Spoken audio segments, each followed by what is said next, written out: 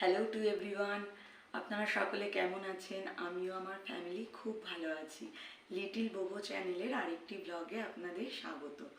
আজকের ব্লগটি আপনারা আমাদের থাম্বনেল দেখেই বুঝতে পেরে গিয়েছেন কি বিষয়। আজকে আমি একটি খুবই ভাইটাল একটা টপিকের ওপর আপনাদের সঙ্গে আমার কিছু অভিজ্ঞতা শেয়ার করব। এই সিজন চেঞ্জের সময়, সেটা শীতকালই হোক বা বর্ষাকাল, সব থেকে বেশি কিন্তু এফেক্টেড হয় একদম 0 মান্থ টু আপনার 5 বছরের বয়সী বাচ্চারা। তো দেখুন, তারা যেহেতু খুবই ছোট থাকে, ইমিউনিটি শরীরের কম থাকে, তো তারা বেশি এফেক্টেড হয়ে পড়ে। আর তারা সেইভাবে কিছু বলতেও পারে না, তাদের কি কষ্ট হচ্ছে সেটা এক্সপ্রেস করতে পারে না। তাদের এই কষ্ট দেখে আমরা বাবা মারাও ভীষণভাবে বিচলিত হয়ে পড়ি। তাই আজকে আমি আমার মেয়ের এই 2 বছর বয়সের অভিজ্ঞতায় আমি যা যা অর্জন করেছি আর যা যা হোম রেমেডি ফলো করেছি, যাতে করে বারবার ডাক্তারের কাছে আমাকে নিয়ে ছুটতে না হয়, বারবার সর্দি কাশিতে এফেক্টেড না হয়, অ্যান্টিবায়োটিক বেশি দিতে না হয়। তো এই সব কারণগুলোর জন্য আজকে আমি ভাবলাম যে আপনাদের সঙ্গে আমি আমার অভিজ্ঞতা শেয়ার করি। তাহলে হয়তো আপনারাও কিছুটা উপকৃত হবেন, বাচ্চা একটু কম সর্দি কাশি জ্বর এগুলোতে ভুগবে। তো কথা না বাড়িয়ে আমি আপনাদের কিছু টিপস আপনাদের সঙ্গে শেয়ার করব। তো আপনারা একটু ভিডিওটি লাস্ট অবধি দেখবেন। আশা করি ভিডিওটি থেকে আপনাদের উপকার হবে। তো চলুন আমি ভিডিওটি স্টার্ট করছি।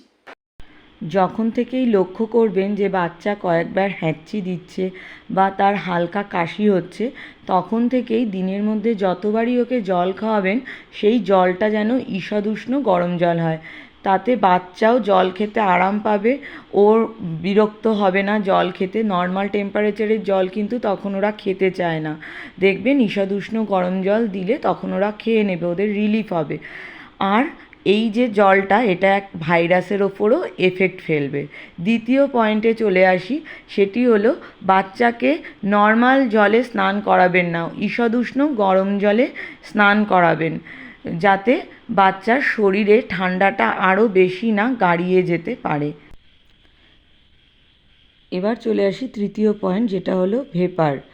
এর জন্য আমি একটা পাত্রে ভেপার উঠছে এমন গরম জল নিয়ে নিয়েছি। এরপর বাচ্চাকে ভেপার নেওয়াতে হবে। তার জন্য আপনাদের কিছু সাবধানতা অবলম্বন করতে হবে, যেটা হলো বাচ্চার হাত দুটোকে এইভাবে চেপে ধরবেন যাতে ও হাত কোনো রকম গরম জলে দিয়ে না দেয়।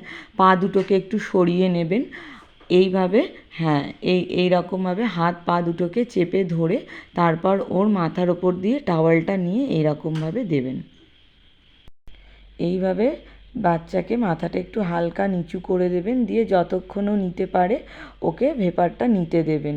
বোবোর যেমন ভালোই লাগে, ও কোনো অসুবিধা করে না, অভ্যস্ত, আরাম পায়। এই তো,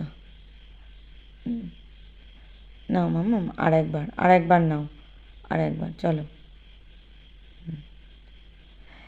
এইভাবে আপনারাও বাচ্চাকে যতবার পারবেন, ধরুন 2 থেকে 3 বার দিনের মধ্যে চেষ্টা করবেন ভেপার নেওয়াতে, তাহলে ওরাও রিলিফ পাবে। দেখবেন আস্তে আস্তে ওদের শরীরটাও ভালো লাগছে, ওরাও অভ্যস্ত হয়ে যাবে, ভেপার নেবে। ঠিক আছে? তাহলে একবার বলে দিই, সাবধানতা অবলম্বন করবেন যেন কোনোভাবেই বাচ্চার হাত আর পা যেন গরম জলে ছ্যাঁকা না লেগে যায়। এবার চলে আসি আমার প্রথম হোমমেড রেমেডিতে, যার জন্য আমার লাগবে একটি জায়ফল, একটু সর্ষের তেল আর একটা চন্দন পাতা। হ্যাঁ, ঠিকই শুনছেন, জায়ফল। এই জায়ফলটা যেমন আমি অনেকবার ইউজ করেছি বলে এরকম ছোট হয়ে গেছে। মার্কেটে আপনারা জায়ফল অ্যাভেলেবেল পেয়ে যাবেন। চন্দন পাতায় ভালো করে এইভাবে ঘষে নেবেন। লাল চন্দন বাটলে যেরকম আমরা চন্দন পাই, লাল চন্দন, ওই রকমই দেখবেন একটি প্রলেপ চলে আসবে এই জায়ফলটা ঘষতে ঘষতে। সেই প্রলেপটাকে একটি পাত্রে আপনাকে কালেক্ট করতে হবে। জায়ফলের সত্যি কোনো বিকল্প নেই, এটি একটি ধন্বন্তরী উপাদান। আমিও প্রথমে জায়ফল শুনে একটু অবাক হয়েছিলাম, কিন্তু বিশ্বাস করুন এটা প্রয়োগ করে আমার বাচ্চা খুবই ভালো আছে। এবার আমি আমার হাতে প্রথমে একটু এই জায়ফলের প্রলেপ নিয়ে নেব, তারপর সর্ষের তেল নেব। দুটোকে ভালো করে মিশাতে হবে, এইভাবে ভালো করে হাতে মিশিয়ে নেবেন। পুরো মিশে গেলে তারপর ভালো করে হাতে ঘষে নেবেন। হাতটা যাতে পুরো ঘষে ঘষে গরম হয়ে যায়, এরকম করে হাতে যতটা পারবেন হাতে ঘষে গরম করে নিয়ে এইবার বাচ্চার পিঠে প্রথমে ভালো করে ডলবেন। দু হাত দিয়ে পিঠ অবশ্যই কিন্তু বাচ্চাকে যখন পিঠটা ডলবেন ওকে কিছু একটা পরিয়ে দেবেন, আর ডিরেক্ট হাওয়ার তলায় ঘষবেন না। অলরেডি তো বাচ্চার ঠান্ডা লাগা আছে, এতে অন্যরকম এফেক্ট ফেলতে পারে। তো আপনি পুরো যদি শীতকালে এরকমভাবে বাচ্চার পিঠে ঘষে দেন, হাতের চেটো দুটো ঘষে দেন, তাহলে দেখবেন বাচ্চা শুধু শীতকাল কেন, যে কোনো সিজন চেঞ্জে চট করে সর্দি কাশিতে আক্রান্ত হয়ে পড়বে না। পায়ের চেটো দুটো ভালো করে ঘষে দেবেন।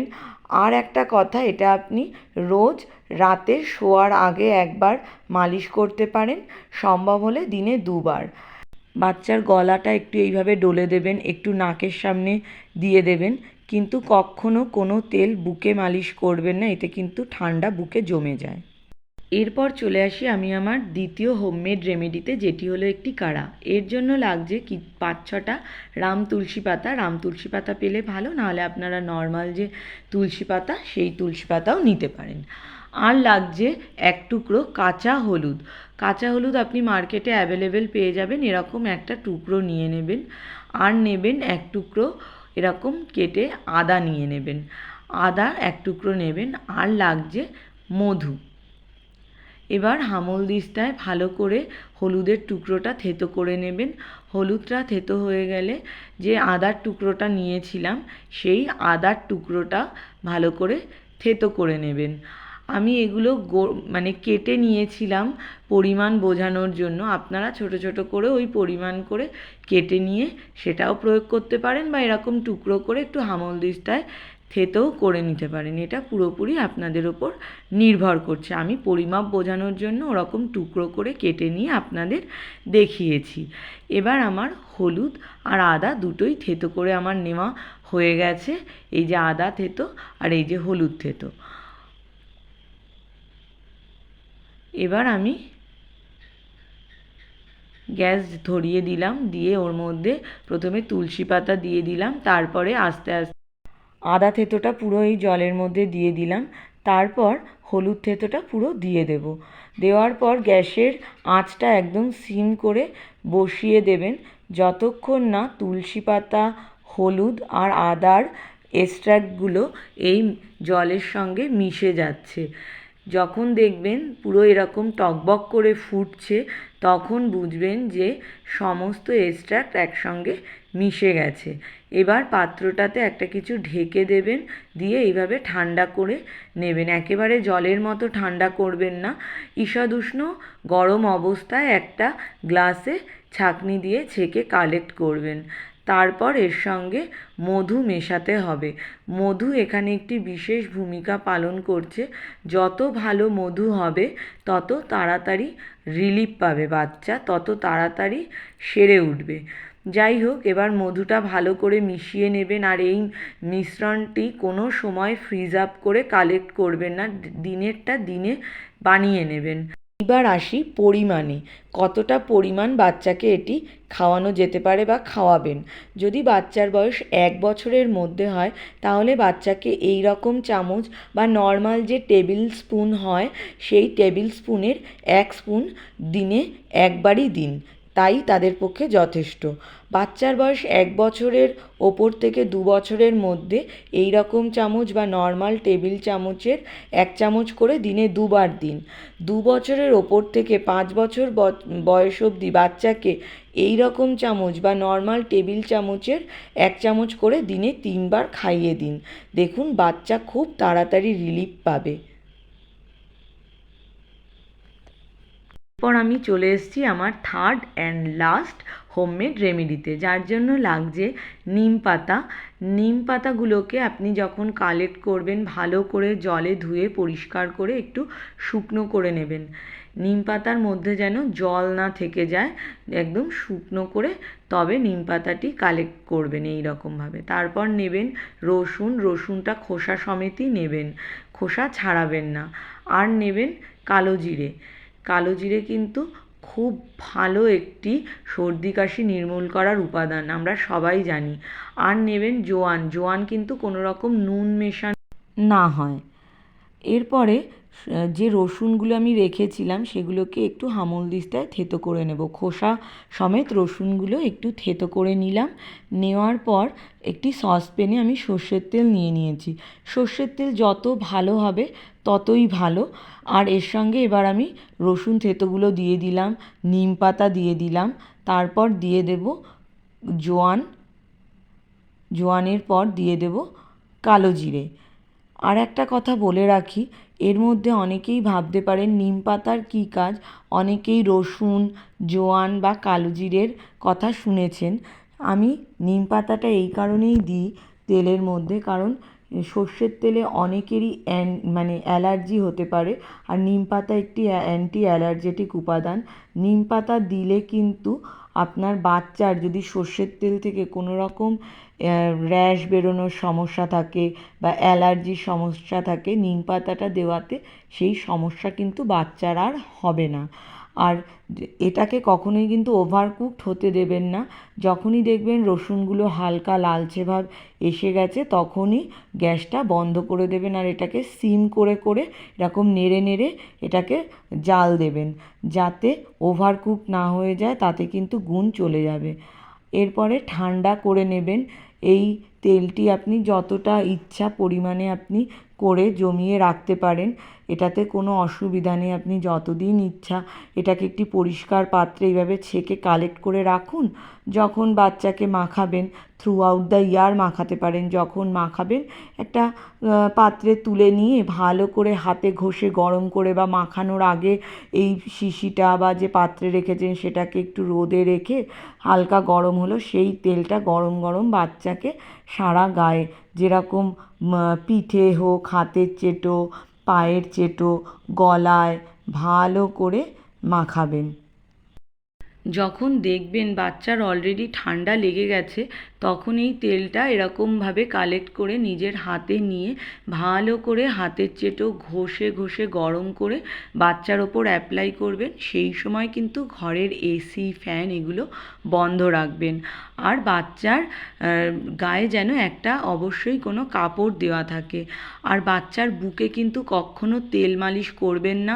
বাচ্চার বুকে যদি ঠান্ডা লাগা অবস্থায় তেল মালিশ করেন তাহলে কিন্তু ঠান্ডা বুকে বসে গিয়ে হিতে বিপরীত হয়। আমি নিজে ভুক্তভোগী, আমি জেনেছি, সেই জন্য আপনাদের সঙ্গে শেয়ার করলাম। আর বর্ষাকালে বাচ্চার ঘরে বাইরে মেলতে পারছেন না, জামা কাপড় শুকোচ্ছে না, বাচ্চার ঘর বা ঘর সংলগ্ন জায়গায় ভেজা জামা কাপড় মেলবেন না। এতে কিন্তু ঠান্ডা লাগা কমবে না, বাচ্চার কিন্তু ঠান্ডাটা খুব গাড়িয়ে যাবে। আর একটা কথা, গরমকালে এই তেলটি যদি বাচ্চার ঠান্ডা লাগা থাকে তবেই দিনে 2 বার মালিশ করুন। থ্রু আউট দ্য ইয়ার, সারা বছর দিন কিন্তু গরমকালটা অ্যাভয়েড করাই ভালো, কারণ এটা কিন্তু শরীরকে খুব হিট রাখে।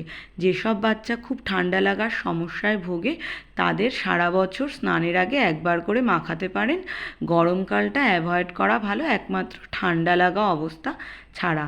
আশা করি এই ভিডিওটা আপনাদের উপকারে লাগবে।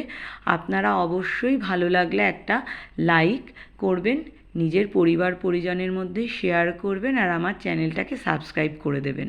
তাহলে আজকের মতো আসছি, দেখা হচ্ছে অন্য কোনো ভ্লগ।